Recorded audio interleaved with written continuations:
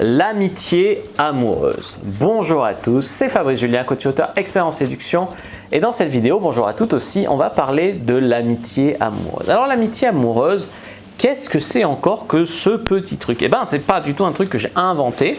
C'est un concept qui existe, qui va être plus ou moins en lien avec la friend zone, mais c'est un concept un peu différent. L'amitié amoureuse, c'est ce sentiment où, disons, tu penses que tu peux avoir soit une attirance ou des sentiments pour une amie ou un ami, soit que au contraire, tu es plus ami qu'autre chose avec ta petite copine ou ton petit copain. Une amitié amoureuse, c'est vraiment un mélange des deux et c'est difficile. Et tu peux retrouver aussi les mêmes problèmes, disons, dans une relation de sex friend. Parce que là, tu peux coucher avec une fille ou un garçon et se dire, mais j'ai peur qu'il s'attache parce que moi, c'est juste pour baiser, mais s'il s'attache, ça lui fera de la peine, etc.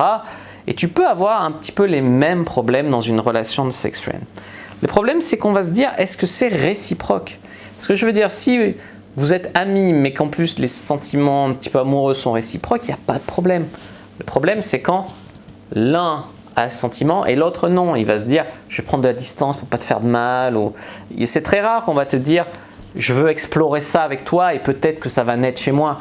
Ça pourrait arriver, mais c'est très rare que les gens disent ça. Si c'est à sens unique, il y a vraiment moyen de perdre la personne. Donc, il faut faire attention. Et le dire, avouer ses sentiments comme si c'était une faute, n'est pas une option. Parce que justement, tu as la culpabilité de ressentir de l'attirance pour une amie, tu ne devrais pas. Comment tu veux que ça s'épanouisse dans une relation où tu le vis mal toi-même? Non, je suis attiré par toi, j'essaie de t'embrasser, on voit ce qui se passe, et s'il n'y a rien qui circule, on verra. Mais c'est beaucoup mieux, les amis. Ça, c'est d'ailleurs dans les trucs que je donne pour sortir de la friend zone. J'ai fait un guide friend zone et sexualisation qui vous explique comment ne plus jamais tomber dans la friend zone, comment en sortir si vous y êtes, comment sexualiser vos relations. Mais peut-être que maintenant, soit vous êtes amis depuis le lycée ou le collège, soit, je dis ça pour ceux qui ont plus de 30 ans, hein, parce que sinon, si tu es au collège et que tu n'aimes plus le collège, c'est logique. Non, mais franchement, voilà. Il y a des gens qui peuvent se connaître depuis l'enfance et ça peut être bizarre, dit bizarre. Ou alors, peut être en couple avec une autre personne au moment où tu l'as rencontré, du coup vous êtes amis, maintenant vous ne savez pas comment faire. Enfin voilà. Quelles sont les raisons qui font qu'on pourrait être très ami avec une personne, mais pas sortir avec elle? Je parle de personnes, disons, qui sont sexuellement compatibles, quoi. Soit on juge que la personne n'est pas assez bien pour soi, genre m'attire pas assez belle, pas assez intelligente, pas assez si. Soit c'est que ça ferait bizarre, comme j'ai dit, on se connaît depuis longtemps, etc. Ce qui va faire vraiment la différence, c'est la notion de désir sexuel. Parce que l'amitié, on partage des choses, on se voit souvent, on est bien ensemble, on se dit presque tout. Ce qui fait que des fois, on est un mec et on se dit avec un pote, tu vois, si t'étais une meuf, on s'entendrait super bien et on partagerait tellement de choses, on serait tellement heureux. Elles sont chiantes les meufs, tu vois. Ce qui fait vraiment la différence que tu es en couple avec une femme et pas avec ton meilleur pote, alors que ça serait tellement plus simple.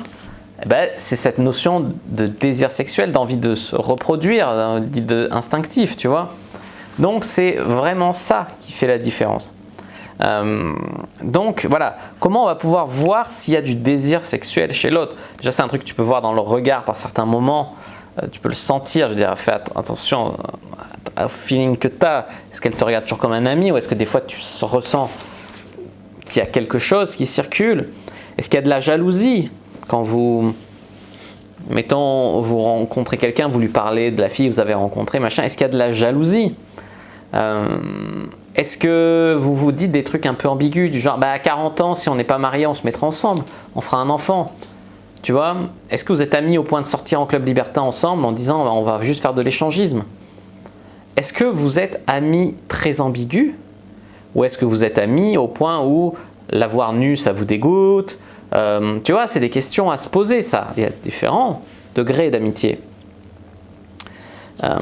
Après, vous pouvez toujours faire des soirées avec des jeux, vous avez le gage de vous embrasser, vous voyez s'il y a un truc qui circule. Des fois, ça peut débloquer, on va dire, quelque chose. Mais il faut vraiment faire attention à ne pas se faire de film. Parce qu'il y a des mecs, une caissière leur sourit, ils croient que c'est la femme de leur vie, tu vois, alors c'est juste son métier. De même, ils vont croire que leur meilleure amie les regarde d'une manière sexuelle, alors qu'elle les regarde juste normalement et qu'ils ont envie qu'elle la regarde d'une manière sexuelle. Essayez vraiment d'être objectif quand vous observez ces signes-là. Les touchés qui durent plus que la moyenne, mais tu vois, tu peux avoir un toucher amical et un toucher avec une intention sexualisée, tu vois. Vraiment, c'est vraiment difficile à expliquer parce que vraiment une partie de ressenti, quoi. Est-ce que vous êtes à l'aise à l'idée d'être au lit avec elle? Est-ce que ça vous inspire? Oui ou non? Après, qu'est-ce que vous pouvez faire pour changer ça?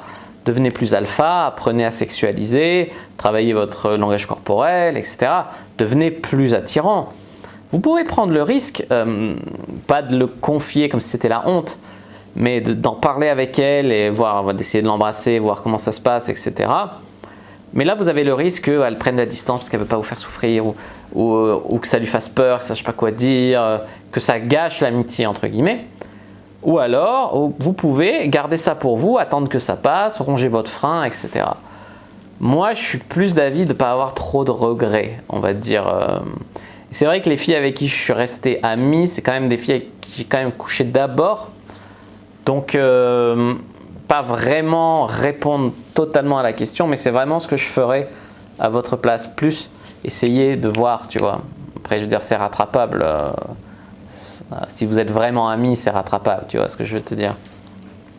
Voilà les amis, mon avis sur l'amitié amoureuse. J'espère que cette vidéo vous aura plu. N'hésitez pas à me dire dans les commentaires ce que vous en avez pensé. N'hésitez pas à mettre un like sous la vidéo si elle vous a plu, à commenter. S'il reste des questions, je répondrai avec grand plaisir. À vous abonner à la chaîne, activer la cloche pour ne pas rater les prochaines vidéos. À me suivre sur les réseaux sociaux, Instagram, Twitter, Facebook, etc. Rejoindre le groupe privé, la communauté de la Cyprine sur Facebook. Le lien est dans la description. Il y a aussi un guide gratuit à télécharger, comment mettre une femme dans votre lit en 7 jours. Je vous dis à bientôt et que le dieu de la séduction soit avec vous.